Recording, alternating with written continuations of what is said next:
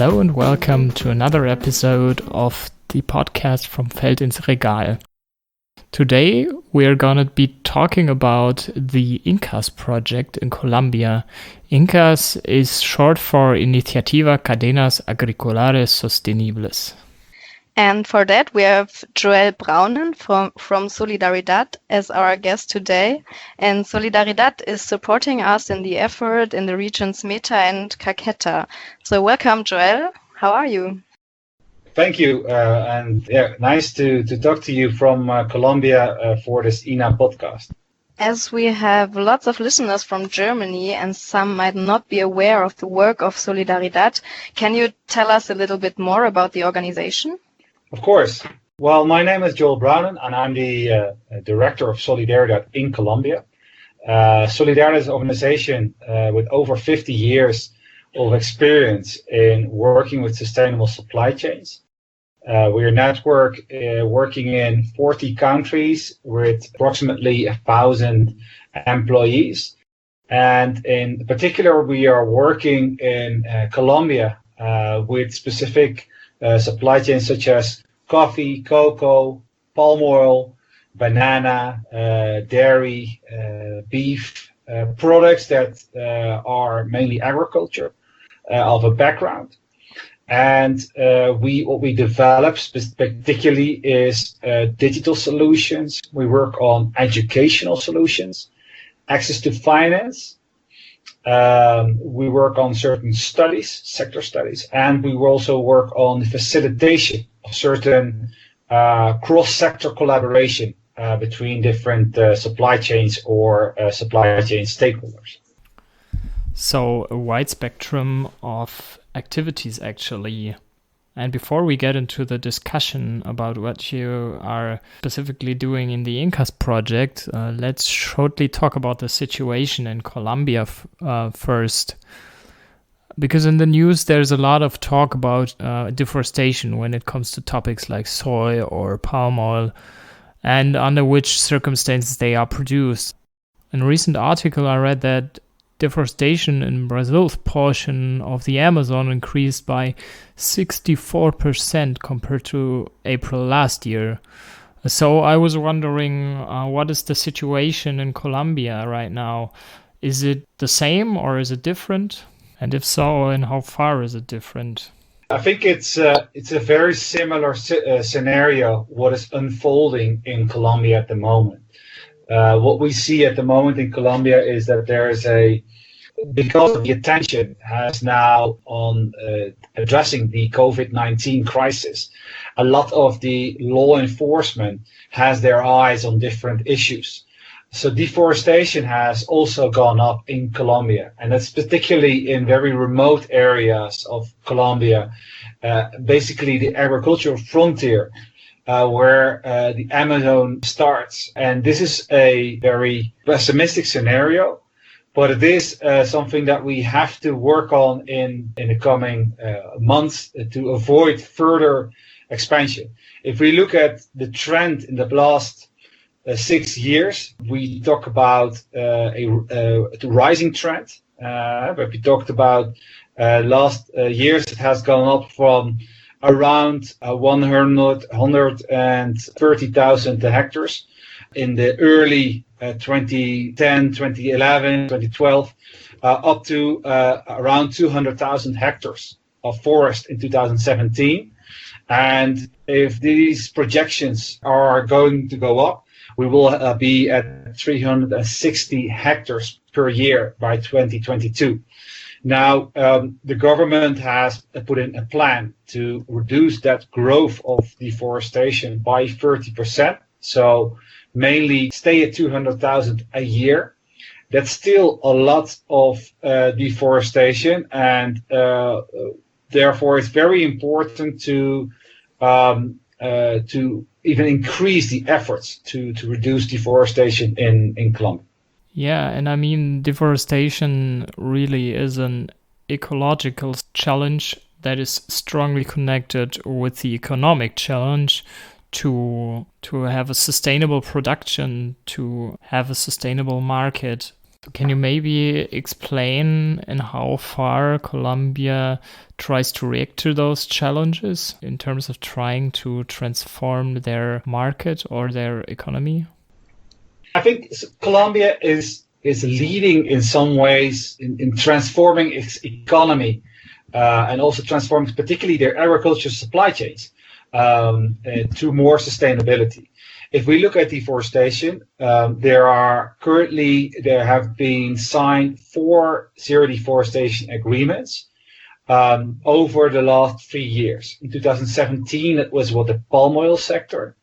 In 2019, we have seen a signing of a zero deforestation agreement with the dairy sector and the beef sector. And then we have also a zero deforestation agreement with the cocoa sector.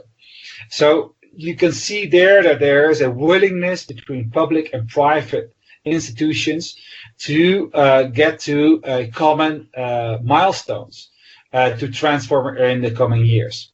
And beyond the topic of deforestation, there are also other issues to address, like, for example, labor or living income. And from that perspective, what we see in Colombia in the past years, there have been initiatives like the Sustainable Trade Platform, where, for example, in coffee and in palm oil, there have been agreements on also a certain milestone for sustainable production.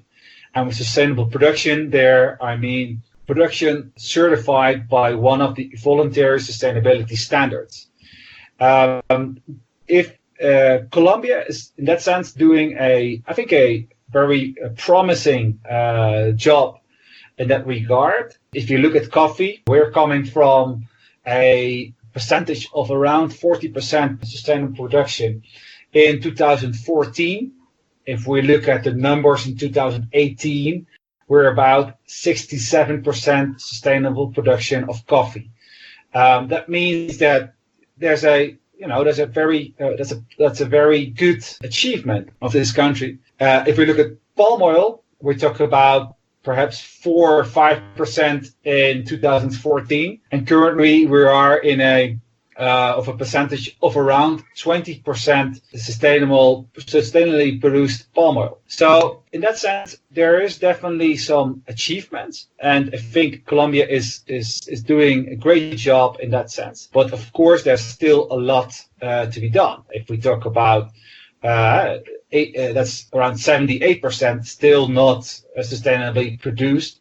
And if we look at, for example, the sales of products like coffee, there's a gap between what is being produced as sustainable and what is being sold as sustainable. And that has to do with paying premiums and paying basically for the value of sustainable production. So that's something that there's still a lot of improvement areas, but that's definitely some of the challenges that we are working on together with GIZ in the INA program. Yeah, you've been mentioning all those different deforestation agreements, and I mean, those agreements are only as strong as their enforcement. Maybe you can tell us something about the uptake of those? Well, this is a voluntary agreement, meaning that for the involved stakeholders of the supply chain, this incurs not any legal obligations. However, what we have seen, and this is a self-monitoring of deforestation in these supply chains, basically is based on having a baseline provided by an institution called IDEAN, that is part of the Ministry of Environment, which basically gives these companies or participants in these agreements, because besides companies, there are also civil society organizations on board and also some public entities. And this baseline gives you an idea where deforestation has occurred between 2011 and 2017. Practically everything, all the deforestation after 2010 is declared deforestation and illegal. If we look at the results so far and how that mechanism of enforcement works, is based on this baseline. We compare this with the different assessments that companies make in their own supply chain. So their providers should respond to this baseline and the data provided by the Ministry of Environment if such deforestation hotspots occur, if there are any providers in those areas. And law enforcement, law enforcement is more, I would say, enforcement, voluntary enforcement is currently underway. What have we seen, for example, in the case of palm oil? Between 2011 and 2017, approximately 0.2% of all the deforestation happening in Colombia between those 6 years was related to palm oil, which is a very low number, but still there is approximately between 2,500 and 2,000 hectares of deforestation that occurred in that period of 6 years. So we talk about anywhere between 400 and 500 hectares a year. And then when located, there will be improvement plans developed and implemented with those specific companies or those producers in the areas.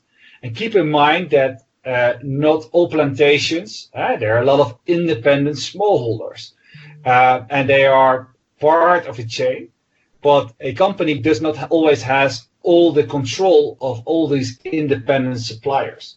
So this is a work of enforcement that has to be done to every single smallholder. And this is also why it's so important the work we do with INA, is that we are able to offer solutions for smallholders to avoid this deforestation, improve or restore in case this is necessary, and provide incentives if they comply or if they are providing, let's say, or if they are, let's say, implementing these improvement plans.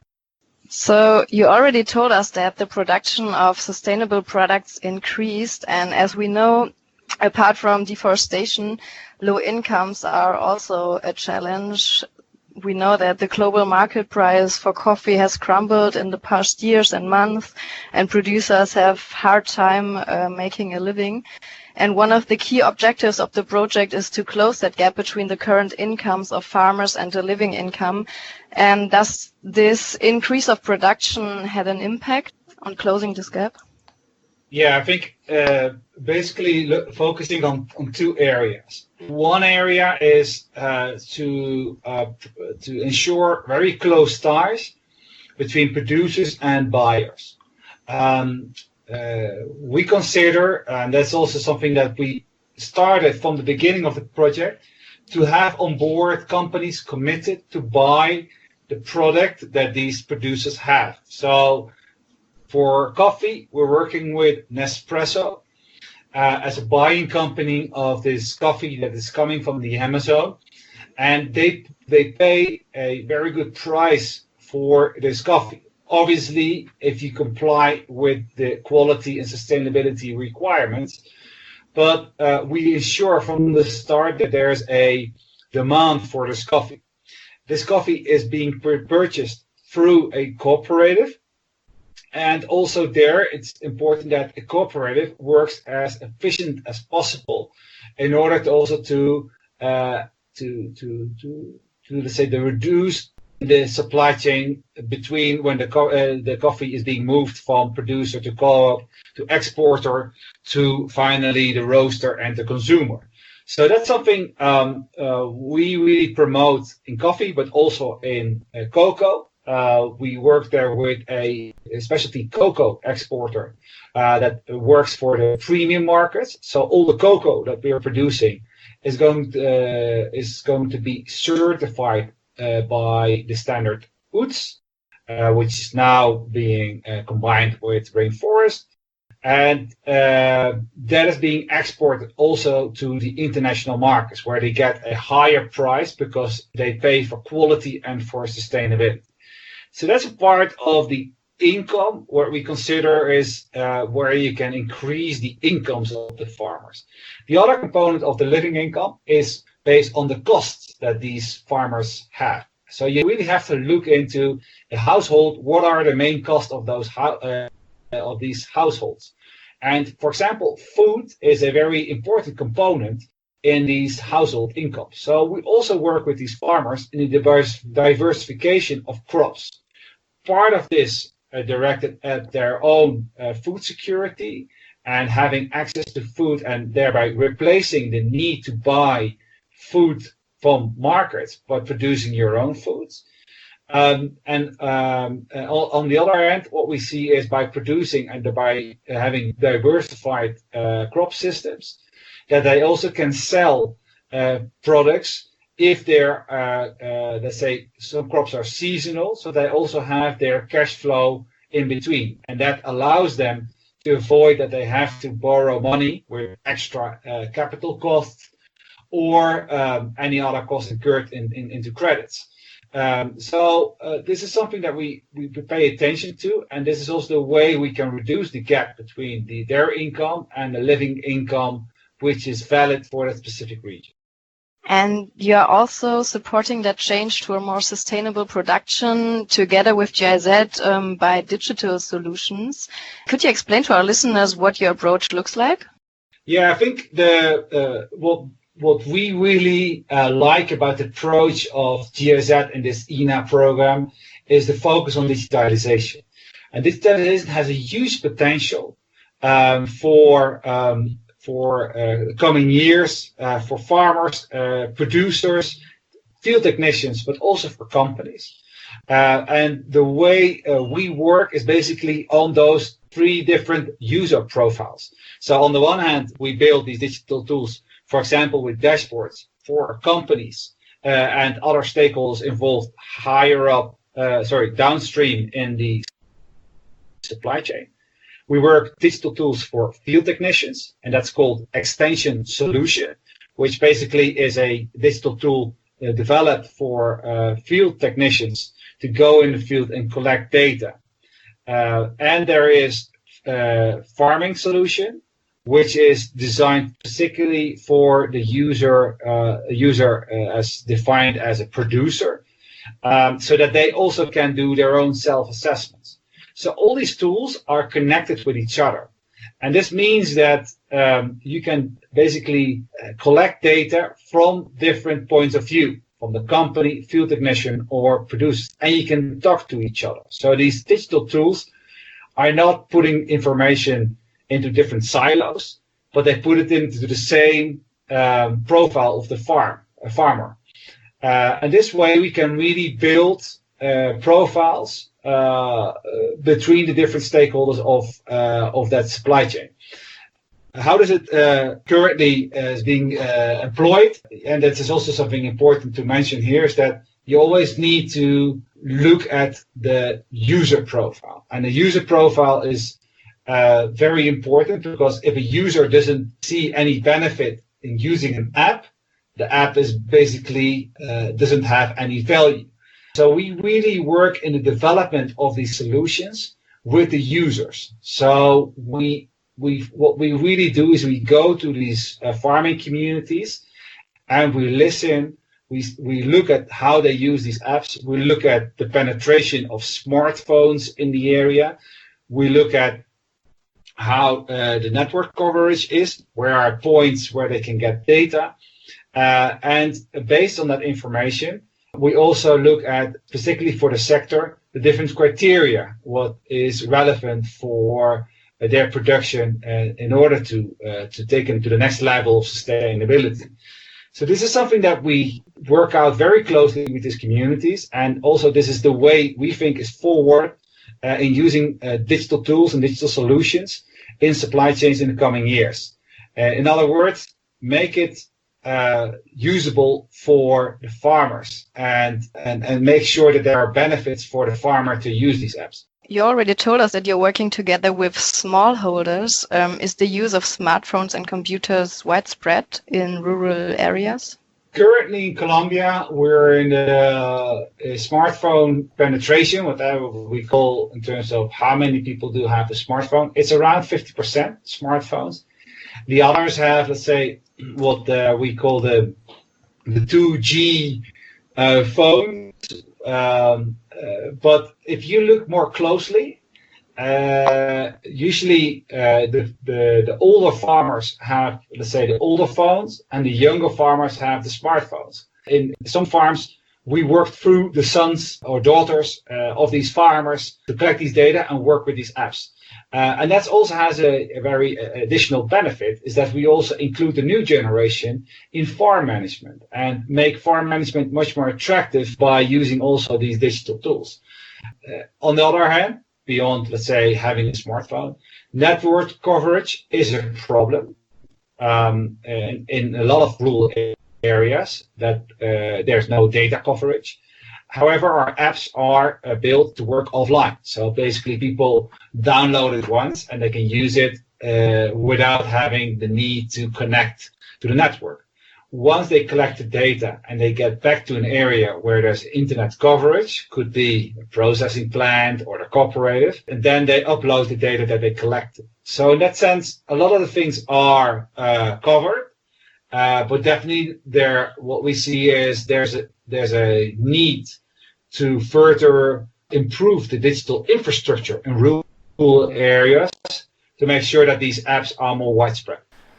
Yeah, you mentioned that a lot of the older farmers don't have a smartphone, and I was wondering then what is the uptake of digital solutions like that? I mean, you said that you were developing it together with the smallholders, but yeah, what's the motivation there? Are they very eager to use it, or do you need to convince them to try out new things? Yeah, so definitely not everyone runs at or uses digital tools from the start. Usually it's always what we call a group of early adopters that start using these applications. And once they are having their, once they get their results, they have a multiplying effect also around the group. What we, particularly for farmers that are perhaps not that digitally literate, what we included in these applications is, for example, voice options. So if you're not able to read properly, you can hear the questions, and you simply have to put a yes or a no. And also what we do is a lot is being done to ensure there's a lot of visuals. So not so much text, but much more visuals. Keep in mind that this is not only about assessments. We also develop training courses and education through a platform called agrolearning.com. And there we offer, both for field technicians, but also for farmers, materials that are digital, but also can be downloaded. So this is for us what we call blended learning methods for farmers. So those farmers that perhaps don't use the digital tools that often, we offer them also still complementary documentation on paper. And this is a lot of material. This is also developed particularly for these groups. You can think of games, you can think of videos, you can think of radio podcasts. So we develop particularly radio podcasts where or what we call radio novela or radio soap series, where you hear a story, but in that story we explain, let's say, these good practices they have to apply. And these are, let's say, methods that are really geared towards these more older users that usually work in the field with radio on. So we adapt the materials that we have to the specific group, not only the apps, but also, let's say, the learning material for these farmers that we are supporting through these field technicians. There are many ways to reach them, but it's always a key to have the user profile right. Now, a last question that our listeners will be also interested in is we've been asking one of our previous guests what the impact of Corona on global supply chains is going to be. And now that you have the direct perspective from Colombia, maybe you can tell us how, from your perspective, COVID has impacted the country and what effects you see on the project or on agricultural supply chains in the foreseeable future. So COVID-19 has posed a lot of challenges on the supply chain of different agriculture commodities. On the one hand, we see a uncertainty about demand for certain products. In some cases, we see the contrary. We see more demand for certain products. But in overall, I would say it's a scenario where growth is being reduced in the coming years. On a direct impact on communities, what we've seen that some communities have been cut off or themselves have said, we are barricading our villages because we don't want any strangers that might bring in that disease into our communities. So we see a lot of communities there trying to protect themselves.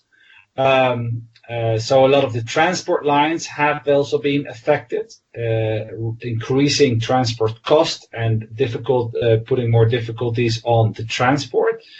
On the other hand, what we see is a lot of the people on the ground need personal protective equipment, specifically rural workers are needing, let's say, these equipments to, for example, harvest or to work on the field. So this is not always available in a lot of communities.